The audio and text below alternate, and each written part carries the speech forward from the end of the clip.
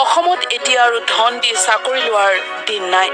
অসমত নিবনুৱাই চাকৰি পাই মেধাৰ বলত ৩৫,০০০ নিবনুৱাক নিযুক্তি দিবলৈ ৰাজ্য চৰকাৰ সাজু হৈ আছে বুলি যোৰহাটত ঘোষণা মুখ্যমন্ত্ৰী। আজিকালি অসমত পইচা দি চাকৰিয়ে নাপায়। কেইদিনমান আগতে লোকসেৱা আয়োগৰ পৰীক্ষাৰ ৰিজাল্ট দিলে। কোনো ল'ৰা ছোৱালীয়ে পইচা দি চাকৰি ল'বলগীয়া হোৱা নাই। ১ লাখ চাকৰি দিয়াৰ পিছত আৰু ৩৫,০০০ চাকৰিৰ আমি এপ্লিকেশ্যন কৰিছোঁ। খুব কম দিনৰ ভিতৰতে তাৰো নিযুক্তিৰ প্ৰক্ৰিয়া আৰম্ভ হ'ব। এতিয়া অসমত মানুহে বিশ্বাস কৰা হ'ল যে চাকৰিৰ কাৰণে টকা পইচা দিব নালাগে। সেইকাৰণে মই য'তে যাওঁ ল'ৰা ছোৱালীবিলাকক দেখা পালে মোক যেতিয়া মামা মামা মাতে মই এটাই কথা কওঁ যে ভাই স্কুলত যাবি দেই সদায়।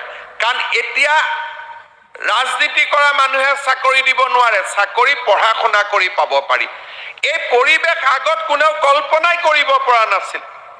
প্ৰথমতে মোক পলিটিচিয়ানসকলে অলপ বেয়া পাইছিল, এতিয়া কয় ভালে হ'ল ঘৰত মানুহ আহি, নহ'লে চাকৰিৰ কাৰণে মানুহ আহি দিগদাৰী কৰি থাকে, দিবও নোৱাৰো, সদায় মনটো বেয়া লাগে। এতিয়া গম পাই গ'ল চাকৰি দিব নোৱাৰি বুলি, এতিয়া ভালে হ'ল। মই বোলো আমি চাকৰি দিব নালাগে, আমি পঢ়াৰ এটা পৰিৱেশ বনাই দিব লাগে, চাকৰি পোৱাৰ আমি পৰিৱেশ বনাই দিব লাগে।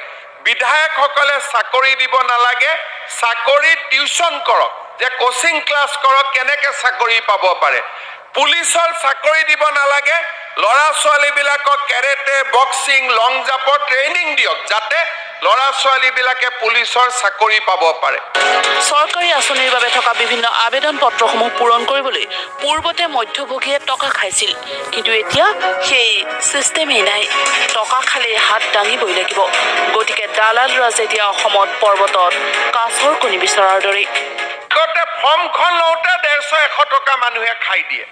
এতিয়া মই এদিনে ক'লো যে ৰাতিপুৱাৰ পৰা গধূলিৰ ভিতৰত ফৰ্ম ল'ব, চেজ হৈ যাব, কোনেও টকা ল'ব সাহেই নকৰিলে। এতিয়া মই ছাবমিছনৰো এটাই ডেট দিম যে অমুক তাৰিখে চবে আহি দি দিব, যাতে কোনো মাজৰ মানুহ হ'ব নোৱাৰে। আৰু যোনদিনাখন পুৰা প্ৰচেছটো হৈ যাব, দালালবিলাকে গম পোৱাৰ আগত